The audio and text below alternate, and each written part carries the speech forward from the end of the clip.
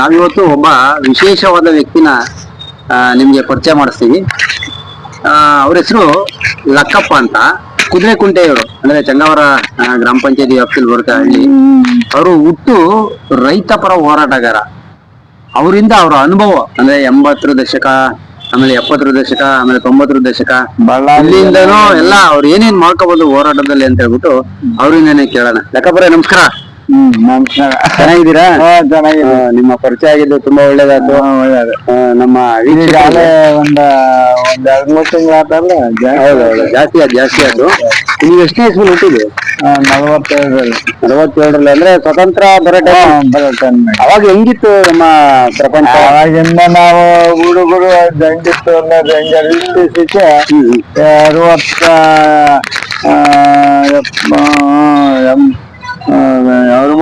47 ಸ್ವಾತಂತ್ರ್ಯ ಸಿಕ್ಕಿದ್ದು ಅಲ್ವಾ? ಅವಾಗ ನಾವು ಹುಟ್ಟಿದ್ದು. ಅವಾಗ ಹುಟ್ಟಿದ್ರಿ. ಹುಟ್ಟಿದಾಗ ನೀವು ಸ್ಕೂಲ್ಗೆ ಅಂತಾನೆ ಎಜುಕೇಶನ್? ಸ್ಕೂಲ್ಗೆ ಇಲ್ಲ ಸರ್, ನಾವು ಹೋಗಿಲ್ಲ.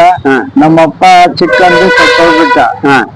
ನಾವು ಹೋಗ್ತಿದ್ದಂಗೆ ನಮ್ಗೆ ಯಾವ ಬಿಟ್ಟು ಇಲ್ಲ. ನಮ್ಮಪ್ಪ ಸತ್ತೋಗ್ ನಮ್ ದೊಡ್ಡಪ್ಪ ನೋಡ್ಕೊಂತಿರಲ್ಲ. ಸ್ಕೂಲ್ಗೆ ಹೋಗ್ಬೇಕಾದ್ರೆ ಸಹ ನಮ್ಮಪ್ಪ ದೊಡ್ಡಪ್ಪ ಕುರಿಯ ಕಳ್ಸೋದು. ಗೊತ್ತಾತ? ನಾವು ಸುಳ್ಳು ಹೇಳಲ್ಲ.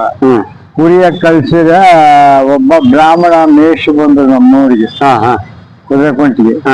ಅವಯ್ಯ ನಮ್ಮ ಮೇಲೆ ಕನಸು ಇಟ್ಟು ರಾತ್ರಿ ಎಲ್ಲ ಇಲ್ಲೆಲ್ಲ ಕುರಿ ಕಾಯ್ತಿ, ಹಗಲೆಲ್ಲ ಕುರಿ ಕಾಯ್ತಿದ್ದೆ, ಇಲ್ಲೆಲ್ಲ ಓದ್ತಿದ್ದೆ ಸರ್.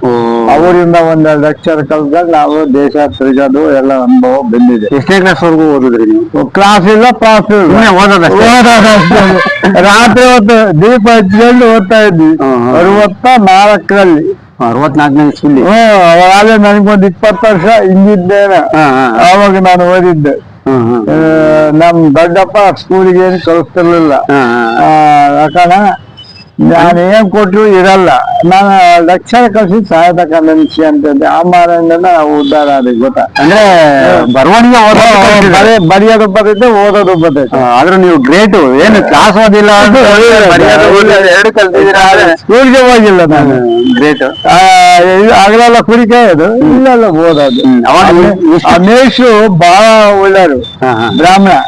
ಸೂಪರ್. ಎಲ್ಲರೂ ಸ್ಕೂಲ್ ಬಿಟ್ಟು ಕುರಿ ಬಂದು ಪಾಠ ಮಾಡೋರು. ಲೆಕ್ಕ ಹಾಕಿ ಸಿಗ್ತಾರೆ ಯಾರು ಅಂತಾರೆ. ಸ್ಕೂಲ್ ಬಿಟ್ರೆ ಮನೆಗೆ ಇರ್ತೀವಿ ಅಂತ. ಮನೆಯಾಗಿರ್ತೀವಿ, ಬರಲ್ಲ. ಅಷ್ಟಾಯ್ತು ಸರ್.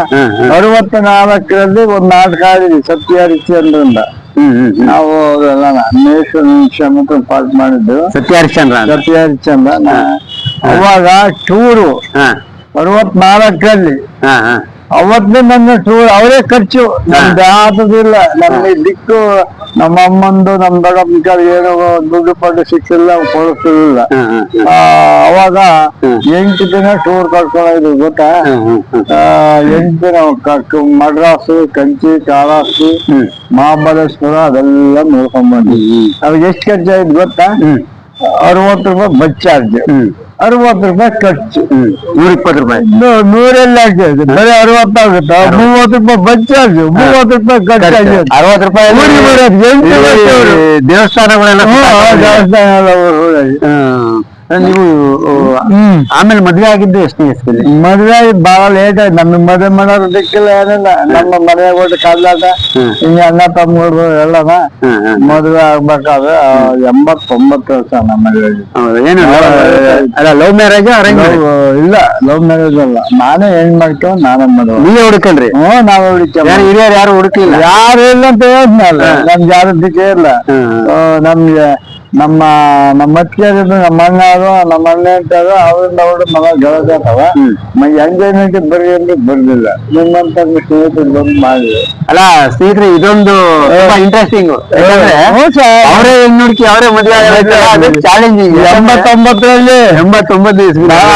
40 ವರ್ಷ ಆಯ್ತು, 35 ವರ್ಷ ಆಯ್ತು ನನಗೆ. ನೋಡ್ದಾ? ಹೆಂಗೆ ನೀವು ಅಪ್ರೋಚ್ ಮಾಡಿದ್ರಿ ಹೆಣ್ಣು? ಹೆಂಗಂದ್ರೆ ಯಾವ್ಯಾವ ನಿಮ್ಮಂತ ಸ್ನೇಹಿತರು ಒಬ್ಬ ಸ್ನೇಹಿತ ಇದ್ದ ಕಾಮಗಾರಿ ರುದ್ರಣ್ಣ ಅಂತ.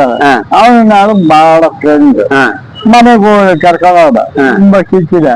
ಅವನು ನಾನಂತ ಕೂತ್ಕೊಂಡೆ, ಲಕ್ಕಣ ನೀನು ಮದುವೆ ಆಗಿದ್ಮೇಲೆ ಇವತ್ತಿಗೆ ನಾವು ಋಣ ಆರಿತು, ಬಿಟ್ಟು ಹೋಗ್ಬಿಡು, ನನ್ನ ಹತ್ರ ಬರ್ಬೇಡ, ಜನ ಎಲ್ಲ ನನ್ ಬೈತಾರೆ, ಲಕ್ಕಣ ಮದುವೆ ಮಾಡಕ್ಕಾಗಲ್ಲ ಈ ನಾನು ಹೇಳಿ ಅಂತ ಬೈತಾರೆ, ನನ್ ಜೊತೆಗೆ ಬರ್ಬೇಡ, ನನ್ಗೆ ವಿಶ್ವಾಸನೇ ಬೇಡ. ನೋಡ್ರಿ ಹೆಂಗಿದೆ ಸ್ನೇಹಿತರೆ, ಈ ಕಾಲದಲ್ಲಿ ಮದ್ವೆ ಮಾಡ್ಲಿಲ್ಲ ಅಂದ್ರೆ ತಂದೆ ತಾಯಿಗೆ ಬೈತಾರೆ, ಅವ್ರ ಕಾಲದಲ್ಲಿ ಮದ್ವೆ ಮಾಡ್ಲಿಲ್ಲ ಅಂದ್ರೆ ಫ್ರೆಂಡ್ಸಿಗೆ ಬೈತಾರೆ. ಅಂತ ಒಳ್ಳೆ ಬೇಕಾದ್ರೆ ಕೇಳೋದು ಯಾವಾಗ ತೋರಿಸ್ತೀನಿ. ಅವಾಗ ಅದು ಯಾರೊಬ್ಬ ನಿನ್ನಂತ ಪಾರ್ಟಿ ಇಲ್ಲೊಂದ್ ಎಣ್ಣೆ ಐತೆ ಬಾರ ಹೋಗೋಣ ಅಂತಾರೆ. ನಾನ್ ಕೇಳ್ದಲ್ಲ ಹೇಳಲ್ಲ, ಪಾನೀರಲ್ಲಿ ಕೆಲ್ಸರತ್ತಲ್ಲ ಹೋದೆ.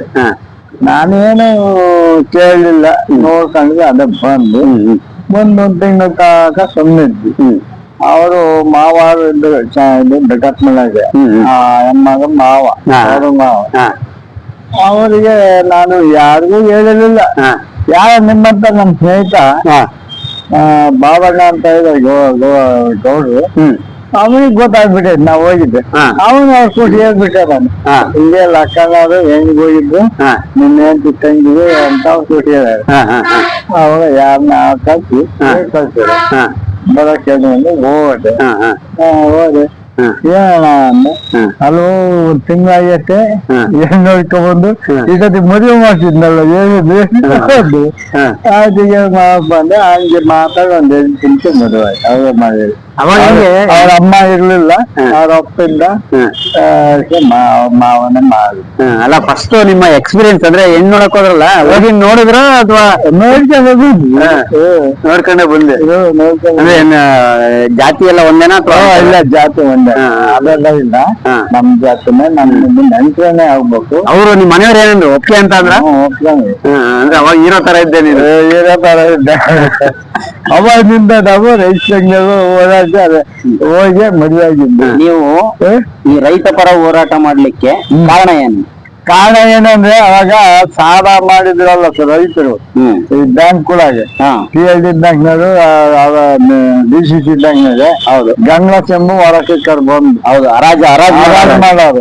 ಡೇಟ್ ಅಂತ ಹರಾಜಿಗೆ ಬರೋದು ಅಂತ ಹೊಡೆದು ಎಲ್ಲ ಊರಲ್ಲಿ ಹರಾಜ್ ಆಗ್ತೀವಿ ಅಂತ ಹೇಳಿ ಹರಾಜ್ ಜಮೀನ್ ಅಂತ ಹೇಳೋರು.